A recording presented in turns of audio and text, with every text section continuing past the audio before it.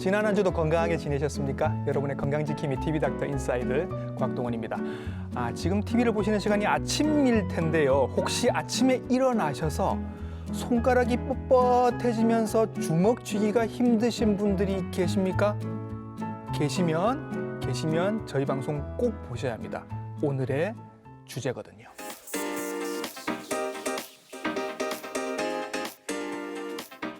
관절염은 다 류마티스 관절염인 줄 알고 계시는 분들도 계십니다. 류마티스 관절염은 퇴행성 관절염과는 분명히 다르고요.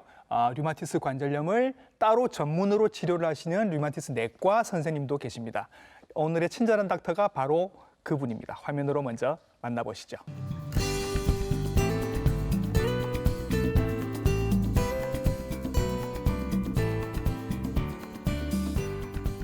네, 스튜디오로 모셨습니다. 류마티스 내과 전문의 황지원 선생님이십니다. 선생님 안녕하십니까? 반갑습니다. 류마티스 내과 전문의 황지원입니다. 네, 류마티스 내과 전문의 황지원 선생님이십니다. 선생님께 일단 먼저 여쭤보겠습니다. 관절염이라고 하면 여러 가지 종류가 있을 텐데 그냥 관절에 생기는 염증이다 이렇게 이해를 하면 되는 걸까요?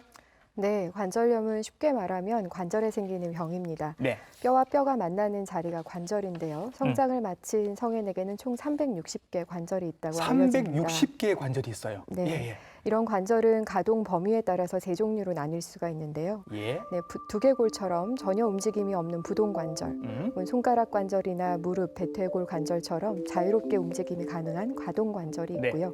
척추 관절처럼 약간의 움직임만 가능한 반관절이 있습니다. 네. 우리가 말하는 관절염은 이중 가동 관절이라고 하는 자유로운 움직임이 가능한 관절에서 대부분 생긴다고 보시면 되겠고요. 네. 관절 주변 구조에 문제가 생기더라도 환자분들은 관절염이라고 오인하시는 수도 있습니다. 그렇죠. 이 많은 관절에 염증이 다 생길 수 있으니까 이제 관절염이 많은 건데 우리가 알고 있는 제일 흔한 관절염은 퇴행성 관절염입니다. 이건 뭐 많이 써서 그렇다, 오래돼서 그렇다 이렇게 알고 계신데 그게 맞나요? 네, 그렇게 볼 수 있습니다. 예.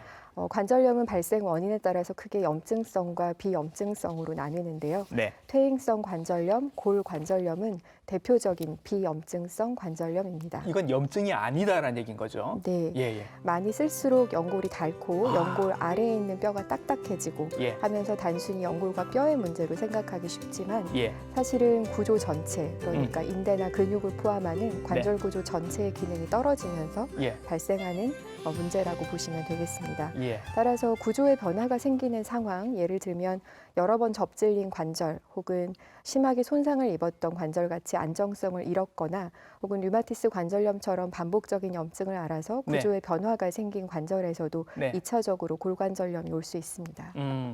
그렇게 해서 여러 가지 이유로 이제 골관절염, 즉 퇴행성 관절염이 올 수 있는 건데 오늘 우리가 얘기할 건 류마티스성 관절염입니다. 요거에 대해서 이제 확실하게 한번 우리가 정의를 짚고 넘어가죠. 류마티스 관절염이란?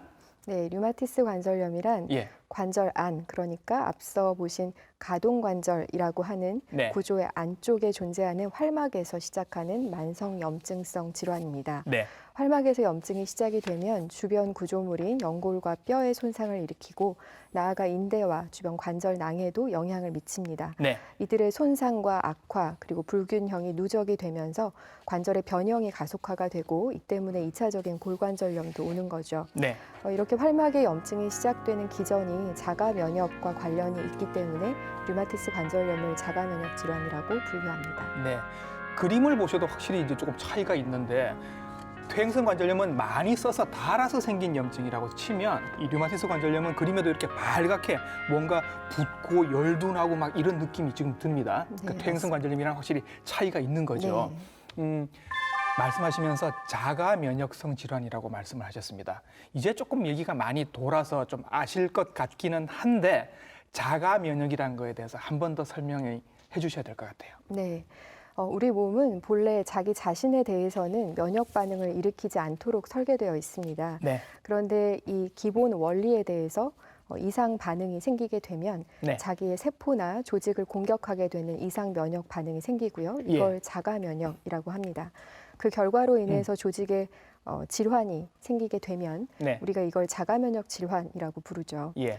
이때 자기 자신, 자기의 항원에 대해서 이상면역 반응을 만드는 물질을 일컬어서 자가항체라고 부르고요. 예. 류마티스 관절염에서는 류마티스 인자나 항CCP 항체를 이런 물질로 볼 수 있습니다. 그러니까 내 몸인데 내 몸을 다른 몸처럼 인식을 해서 스스로를 공격하는 거 이렇게 이해를 하면 되겠죠. 네. 네네. 네, 류마티스 내과가 있다는 걸 모르셨던 분들도 많을 텐데 실제로 류마티스 내과를 찾는 류마티스 관절염 환자는 굉장히 많습니다. 선생님을 찾아오시는 분들도 많을 것 같아요. 네. 실제로 어느 정도입니까, 선생님? 외래에서 보는 환자들의 반수 정도가 류마티스 관절염인데요. 맞네요. 예, 예. 네, 실제로 골관절염과 비교해서는 확실히 적습니다. 네.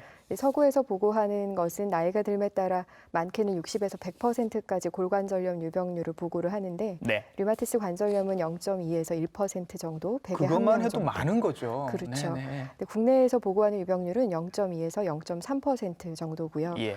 국내 건강보험공단 자료를 보면 2010년에서 14년까지 조금씩 느는 추세를 보실 수 있습니다. 예. 이것은 아마도 조기 진단을 받는 환자들이 점차 많아지고 있는 것으로 생각이 됩니다. 근데 그래프를 보면 핑크색, 그러니까 여성분들의 환자가 압도적으로 많아 보입니다. 네. 선생님이 실제로 보셔도 여성 환자분들이 많으신가요? 네, 여성 환자들이 남성보다 2배 정도 많습니다. 2배 정도. 예. 네, 하지만 하시모토 갑상선염이 여성에서 25배 정도 많고 네. 또 전신홍반 루푸스가 남성보다 9배, 10배 정도 많은 걸 생각하면 또 그렇게 여성에서 많은 것도 아닌데요. 이런 여성 호발 질환들이 보통 여성 호르몬과 관련이 있을 거다라고 생각이 되죠. 예. 류마티스 관절염에서도 실험실적 연구에서 암컷쥐에서 수컷쥐보다 좀 더 관절염이 심했더라. 혹은 폐경 후 여성 환자에서 여성 호르몬을 줬더니 관절염이 좋더라. 혹은 류마티스 관절염 환자가 임신을 했더니 관절염이 좋아지고 혹은 출산을 했더니 다시 나빠지더라 하는 결과들이 있었는데 이제 이것들에서 보면 아마 염증성 사이토카인과 이런 호르몬의 관련이 있지 않을까 하지만 아직은 여성 호발 기전에 대해서 완전히 설명하기는 어렵습니다. 정확하게는 모르지만 왠지 여성 호르몬하고 관련이 있을 것 같고 그래서 그런지 여성 환자들이 확실히 많다라는 말씀을 해주셨습니다. 그러면 이것도 비슷한 거 하나 또 있습니다, 선생님. 제가 통풍 환자입니다. 저는 말씀을 드렸거든요, 이미 방송에서. 통풍도 사실은 류마티스 내과에서 치료를 하십니다. 요건 또 류마티스 관절염이랑 좀 다르죠? 그렇죠. 여러 면에서 다른데요.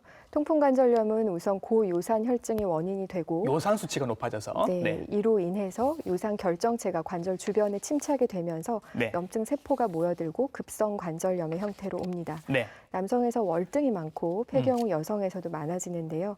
제일 유명한 증상이 엄지발가락 뿌리 쪽이 굉장히 아프고 붓고 뜨겁게 열이 나는 증상이죠. 난리가 납니다. 네, 맞습니다. 통풍의 초기에는 주로 하지 쪽에 문제가 생기는데요. 이제 전형적인 증상이 하루 이틀 상간으로 급격하게 통증이 생기고 또 붓고 또 만져보면 굉장히 뜨겁게 열이 나는 그런 현상들이 매우 전형적이고요. 이런 통풍을 치료하기 위해서는 원인이 되는 요산을 일정 수치 이하로 낮추어서 유지하는 요산 저하 치료를 하셔야 됩니다. 그렇죠. 따라서 원인, 임상, 양상 치료에 있어서는 류마티스 관절염과 완전히 다른 질환이라고 할 수 있죠. 그렇죠. 얘기 나온 김에 이제 통풍에 대해서 굉장히 간략하게 지금 아주 몇 점만 정리를 해주셨습니다. 그래도 지금은 류마티스 관절염 얘기를 하고 있는 거고요. 관절염이 여성이 조금 많다고 했는데 이런 경향도 봤습니다. 엄마가 류마티스가 있으니까 딸도 있는 것 같더라. 유전이 된다는 얘기입니까? 네, 류마티스는 유전병으로 분류하진 않습니다. 아직까지 100% 이것 때문이다라고 밝혀진 원인은 없는데요. 그래서 원인이라기보다는 발병의 위험 요인들이라고 표현하는 게 더 좋을 것 같습니다. 지금까지는 유전적 소인을 가진 어떤 사람에게서 여러 환경적인 요인들이 서로 상호작용하면서 류마티스 관절염이 발병한다고 생각이 됩니다. 가장 강력한 연관성을 가지고 있는 것은 염색체 6번에 자리하고 있는 조직적합 항원이라고 하는 HLA-DRB1 대립 유전자이고요. 이제 이외에도 많은 유전 요인들이 밝혀지고 있습니다. 이제 환경 요인으로 대표적인 것은 흡연, 그 외에도 잇몸의 염증인 치주염, 그리고 장내 세균, 그 외 감염들을 들 수 있습니다. 선생님 잠시만요. 치주염요? 네. 잇몸병이 류마티스 관절염이랑 관련이 있다고요?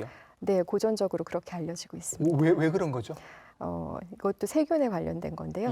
치주염을 일으키는 피진지발리스라고 하는 균이 있어요. 예. 근데 이 균에 의해서 류마티스 염증을 일으키는 물질들과 연관이 있다라고 고전적으로 알려지고 있습니다. 치주염이 있으신 분들은 류마티스 관절염이 조금 더 많이 오는 것 같다. 임상적으로 치주염을 가지신 환자분들을 많이 접하진 못했지만 네, 학문적으로는 그렇습니다. 예. 더 중요한 게 하나 더 있습니다. 먼저 환경 요인 1번으로 말씀하신 게 흡연입니다, 지금. 네. 담배를 끊으셔야 할 이유가 100만 가지가 있는데 한 가지가 지금 더 늘었습니다. 류마티스 관절염까지도 지금 흡연이랑 관련이 있다는 얘기인데 요거 조금 설명을 해 주셔야 될 것 같아요. 네. 흡연은 지금까지 알려진 환경적 요인 중에 가장 강력한 요인이고 또 유전과 환경과의 상호작용을 가장 잘 보여주는 예라고 할 수 있습니다. 유전 요인 단독 혹은 흡연 단독으로는 류마티스 관절염 발병의 위험이 중등도 정도라고 한다면 유전적 소인을 가지고 있는 사람이 담배를 피웠을 때는 이 발병의 위험이 가히 폭발적으로 증가하게 됩니다. 그래요? 네, 그래프에 보시면 막대 그래프의 높이는 상대 위험도를 나타내고요. 유전 대립 형질의 개수라고 하는 것은 발병 위험을 가지는 유전자를 몇 개 가지고 있는가입니다.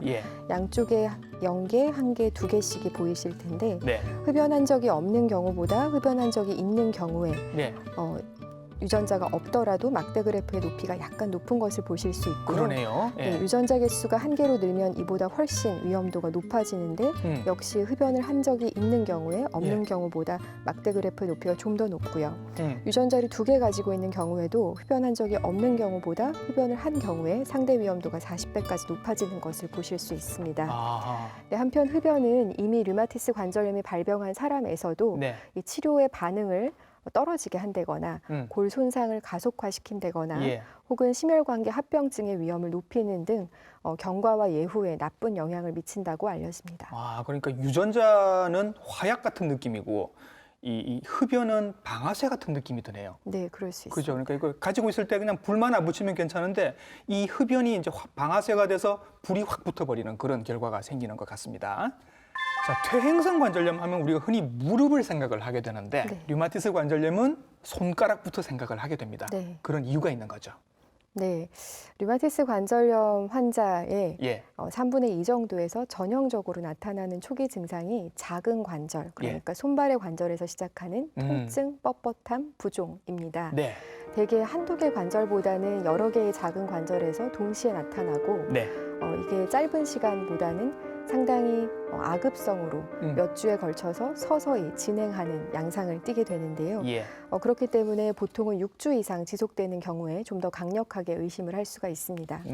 더 진행을 하게 되면 좀 더 큰 관절, 손목이나 팔꿈치, 무릎, 발목과 같은 관절에서 증상이 생기지만 이 손가락의 원위지관절, 끝관절에서는 거의 침범하지 않습니다. 더 진행을 하게 되면 경추의 1번, 2번도 침범을 하지만 다른 경추는 류마티스 관절염에서는 침범하지 않습니다. 또 더 오래된 류마티스 관절염에서는 후두 안쪽에 있는 윤상피열 관절이나 이 흉쇄 관절도 침범할 수가 있고요. 이 환자의 열의 2~3명 정도에서는 어깨나 고관절도 침범할 수 있습니다. 우리 몸이 여러 군데의 관절에서 생길 수 있지만 가장 흔한 건 이제 손가락의 원위지 관절. 그 원위지라고 하는 건 이제 가까운 쪽 손가락 관절이 되겠죠. 가까운 쪽은 근위 지관절이고요. 이제 여기는 침범을 할 수 있고 사실 여기는 퇴행성과 류마티스가 같이 올 수 있는 자리고요. 이 끝관절, 손가락 끝관절을 원위 지관절이라고 하는데 여기는 류마티스가 거의 오지 않습니다. 오지 않고 그러면 더 손바닥 쪽으로 이제 생긴다는 거죠. 생긴다는 거죠. 사진을 보시면 여기가 굉장히 이제 붓고 맞습니다. 말랑말랑하고 열도 날 거고요. 풍선에 물을 넣은 느낌을 상상하시면 될 것 같습니다. 물풍선 같은 느낌. 그런 느낌이 들면. 근데 이런 증상이 오기 전에 이제 조조강직이라고 하는 아침에 뻣뻣한 느낌이 온다라고 하는데 저는 없으니까 이걸 잘 지금 모르겠어서 이걸 조금 자세하게 설명을 해주시면 좋을 것 같아요. 네, 조조강직이라고 부르는 증상인데요. 아침에 일어나면 관절을 정상적으로 움직이기까지 1시간 이상 걸리는 것이 류마티스 관절염과 같은 염증성 관절염의 특징입니다. 제대로 돌아올 때까지 1시간 이상이 걸리는군요. 네, 맞습니다. 이게 주관적으로 느껴지는 단순한 뻣뻣함이라기보다는 실제로 주먹을 쥐기가 어렵고 또 잡는 힘이 약해지기 때문에 물건을 힘있게 잡는 것이 어려운 기능 장애를 동반을 하게 됩니다. 이것이 조기 관절염을 시사하는 민감한 사인이 되겠고요. 네. 아직까지 이 조조강직이 왜 생기는가에 대해서 확립된 기전은 없습니다만 네. 이 조조강직이 주로 나타나는 새벽 1시부터 아침 9시 사이 예. 이 시간이 우리 몸의 멜라토닌과 코티졸이라는 호르몬이 일일 변화를 겪는 시간입니다. 이 류마티스 관절염 같은 염증성 질환에서 이런 호르몬들의 영향을 받는 면역 세포들의 변화가 일어나면서 예. 아마 조조강직이 생길 것이다라고 생각되고 있습니다. 그렇군요. 이런 조조강직, 아침에 뻣뻣한 느낌이 어느 관절에 드는지 요거 저희들이 그림으로 다시 한번 설명을 해드릴게요. 이런 관절입니다. 한번 보시고 헷갈리시면 안 돼요. 자, 선생님. 네, 그림을 보시면 확실히 차이가 있는데요. 예. 뭐 이 관절이 아니니까 나는 아니다 할 수는 없겠지만 예, 예, 예. 네, 전체적으로 이런 분포의 차이가 있다는 것을 보시면 좋을 것 같고요. 예. 이 골관절염과는 호발하는 위치도 차이가 있지만 네. 이 움직임에 따른 반응 정도도 차이가 있습니다. 네. 즉 류마티스 같은 염증성 질환에서는 사용을 하고 나면 오히려 조금 가벼운 느낌이 들거든요. 예. 그런데 퇴행성 관절염 같은 경우에는 오히려 사용을 하면 할수록 통증이 나빠지고 예. 더 쓰기가 어렵다고 호소를 하시죠. 예. 자, 지금 방송을 보시는 시간이 이제 아침 시간대라면 지금 TV를 보시는데 손가락이 좀 뻣뻣하신 분, 내가 지금 온 거 아니야라는 생각이 드시는 분들이 있으실 것 같습니다. 자가 진단 한번 해보실 수 있을까요? 네, 자가 진단으로 확진하지는 마시고요. 예. 확진은 꼭 병원에서 받으시기를 추천드립니다. 이제 확실하게 의심할 수 있는 증상은 네. 이 단순한 통증 혹은 단순한 뻣뻣함이기보다는 이 관절의 주름이 사라지는 정도의 관절 부종이 생기는 경우에 좀 더 강력하게 의심을 할 수가 있겠고요. 관절이 부으니까 주름이 없어 보이겠네요. 예, 손 그렇죠? 등쪽 관절에 주름이 약간 넓어지는 반대쪽 손과 비교하셨을 때 예. 네, 그런 현상이 생길 수 있고요. 네. 또 증상이 짧게 한 1, 2주 지속되는 것으로는 의심하기는 어렵고 네. 또 이게 그냥 있었다 없었다 하는 왔다 갔다 하는 증상인 경우에도 관절염을 그다지 시사하지는 않습니다. 그래서 네. 증상이 생겨서 4주 이상, 6주 예. 이상 지속적으로 진행하는 경우에 좀 더 강력하게 의심된다고 볼 수 있겠습니다. 쉬어도 이 증상이 사라지지 않고 계속 점점 더 심해지고 붓고 아프고 열도 나고 이런 느낌들이 네, 사실 류마티스는 움직이면 조금 좋아지기 때문에 환자분들이 움직여서 조금 나아지니까 오히려 더 늦게 찾아오시는 경향이 있을 수 있어요. 네, 방금 말씀드린 그런 전형적인 증상들은 한 환자의 5, 60% 정도 있으시기 때문에 비전형적인 발병도 분명히 있습니다. 따라서 내가 다친 적이 없는 관절인데 이 관절 증상이 오래 간다, 잘 사라지지 않는다 하시면 류마티스 전문의를 찾으실 것을 권합니다. 그러니까 헷갈리시면 여러분들이 뭐 고민하실 필요가 없습니다. 그냥 병원으로 찾아오시면 됩니다. 보험 적용도 다 받습니다. 여러분 나중에 말씀드릴 텐데. 자, 이렇게 병원으로 찾아가시면 선생님과 상담을 하고 어떤 검사들을 하시게 되죠. 네. 대부분의 류마티스 질환들이 그렇듯이 류마티스 관절염도 확진을 내릴 수 있는 특적 검사법 한 가지는 없습니다. 환자분의 일단 증상 그리고 신체 검진 소견 여러 가지 검사법들을 종합적으로 판단해서 진단을 내리게 되는데요. 의심이 되는 환자분이라면 반드시 혈액 검사를 하게 됩니다. 혈액 검사를 통해서 염증 수치를 먼저 확인을 하게 되고요. 류마티스 인자, 항CCP 항체 외에도 다른 염증성 관절염들을 감별할 수 있는 항목들을 검사합니다. 그 외에 치료를 염두에 두고서 환자분의 기본 상태를 보기 위한 간 기능이나 신기능, 간염의 상태들도 보고요. 영상 검사로는 방사선 사진을 기본으로 찍지만 때에 따라서는 전신 뼈 스캔을 찍거나 부위에 따라서는 관절 초음파, CT, MRI를 추가 촬영할 수도 있습니다. 혈액 검사를 해서 항류마티스 인자 말씀을 하셨는데 이거는 이제 우리가 흔히 건강할 때 받는 건강검진에도 어떤 경우에는 포함이 돼 있는 경우가 있습니다. 그래서 맞습니다. 나는 전혀 관절이 아프지 않은데 류마티스 인자의 양성이 나오신 분들은 이걸 어떻게 해석을 해야 될지 고민을 하시거든요. 선생님이 답을 좀 해주시죠. 네, 맞습니다. 류마티스 인자 양성이 곧 류마티스 관절염을 의미하지는 않습니다. 일단 증상이 있느냐 없느냐, 이 증상이 류마티스 관절염에 합당하냐 아니냐가 더 중요하고요.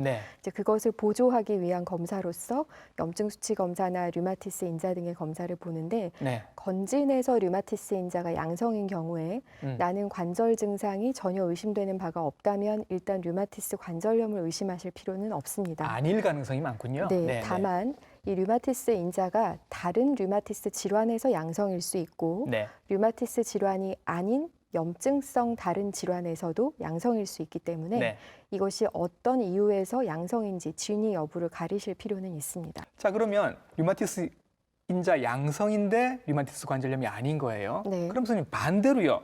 류마티스 음성인데 사실은 류마티스 관절염이 있었다. 이런 경우도 가능합니까? 네, 가능합니다. 예. 류마티스 인자가 나오지 않는 경우를 혈청 음성 류마티스 관절염이라고 하고요. 이런 게 있군요. 네, 예. 전체 류마티스 관절염 환자의 많게는 1-20% 정도 됩니다. 예. 이 류마티스 인자라고 하는 것이 류마티스 관절염의 80%에서 양성이지만 네. 조기에는 음성으로 나오는 경우들이 있어요. 네. 그리고 앞서 건진에서와 같이 류마티스 관절염이 아닌데도 양성인 경우가 있고요. 예.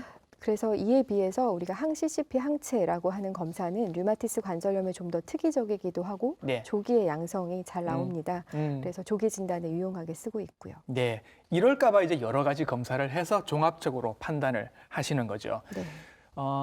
이렇게 해서 이제 만약에 확진이 되면 선생님은 류마티스 관절염 환자가 맞습니다라고 이제 확인이 되면 걱정을 하실 거란 말이죠. 우리 엄마가 이걸로 평생을 고생을 하셨는데 나도 그렇게 되는 거 아닌가라는 걱정을 하실 것 같아요.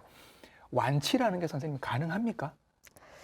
완치를 기대할 수는 있습니다. 아, 그래요? 네, 조기에 치료할수록 좋은 결과를 예상할 수 있고요. 네. 또 완치를 기대할 수 있는 경우도 있습니다만 예.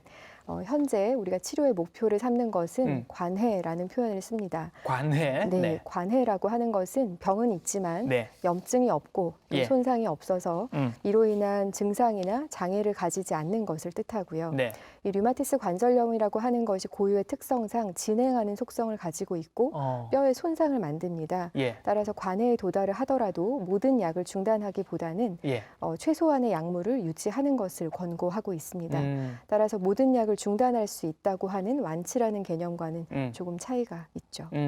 완전히 완치하는 것보다는 완치는 없겠지만 이제 없는 것처럼 살아갈 수 있다. 맞습니다. 그게 관해인 거다. 그건 가능하다는 말씀이시고 그렇게 되려면 약을 꾸준히 드셔야 하는 것 같은데 네. 예, 이런 류마티스 관절염에 쓰는 약들이 어떤 약들이 있는지 소개를 해주시죠. 네, 류마티스 관절염 치료에 사용하는 약물은 크게 세 종류가 있습니다. 예.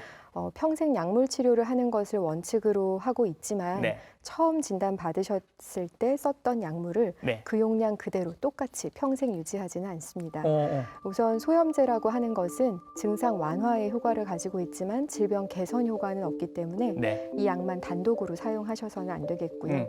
스테로이드라고 하는 약물은 빠르게 염증을 개선을 시키고 골 감소도 호전시키는 등의 효과가 있지만 예. 장기간 사용했을 때 부작용이 많습니다. 네. 따라서 원칙을 가지고 쓰셔야 하는 약이고요. 네. 항류마티스 약제라고 하는 것이 치료의 근간이 되는 약제인데 네. 활막에 생기는 염증의 진행을 막고 예. 또 방사선상 보이는 골 손상도 막고 늦출 수 있습니다. 예.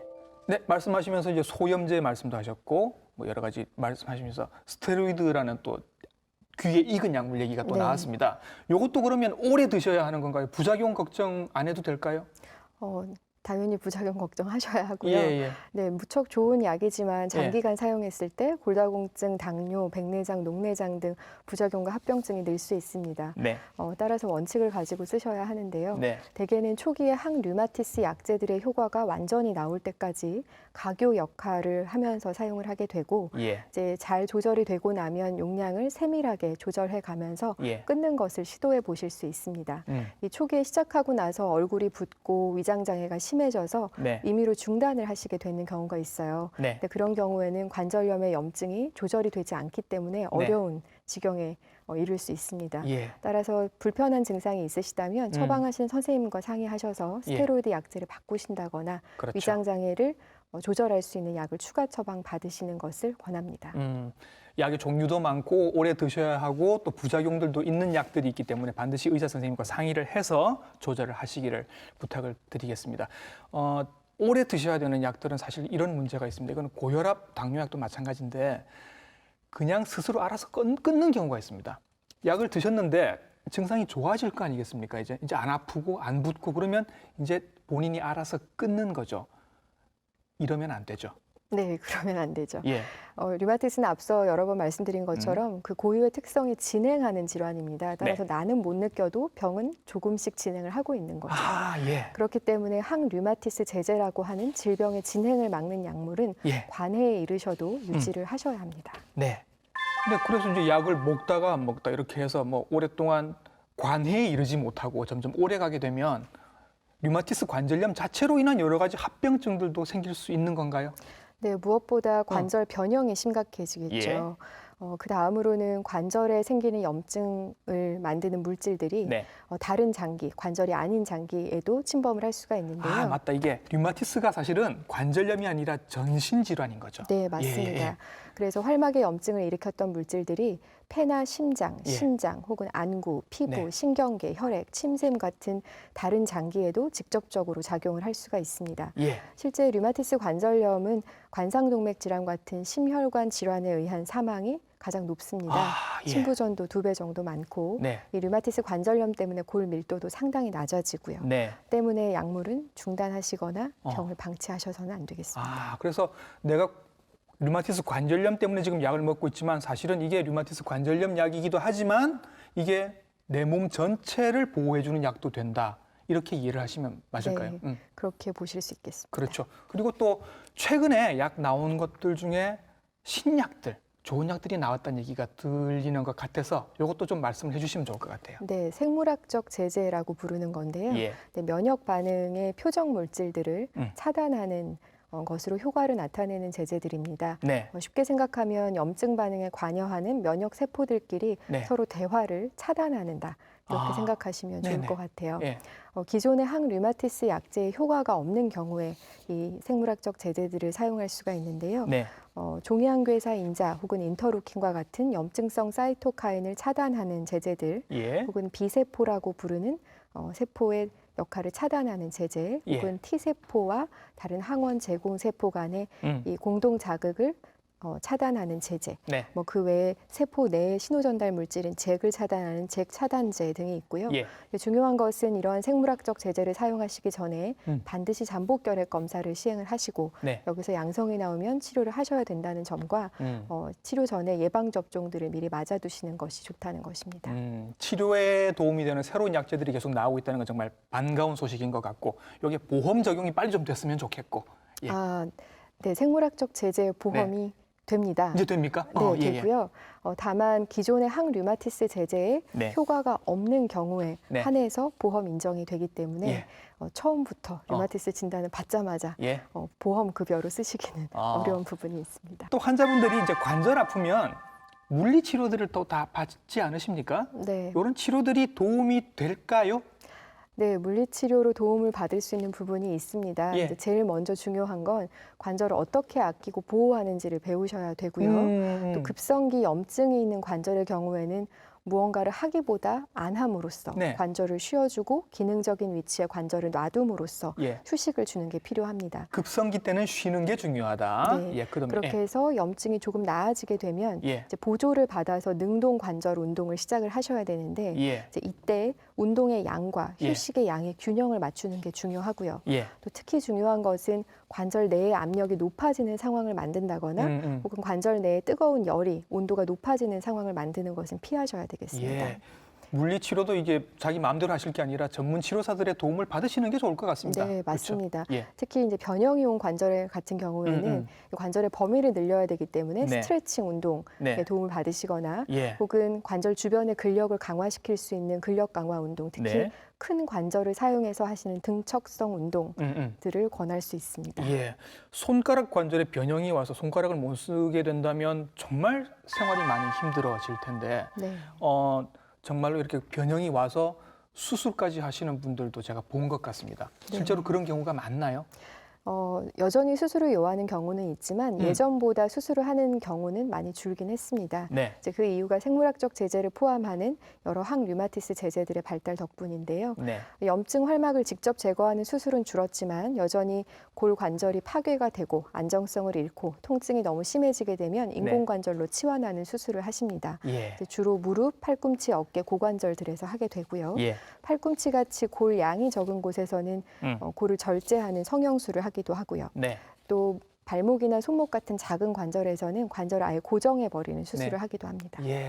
그런 수술을 받지 않도록 조기 진단을 빨리 받으시고 그때 약물 치료를 잘 받으셔서 완치는 아니군요. 관해에 이르셨으면 좋겠습니다.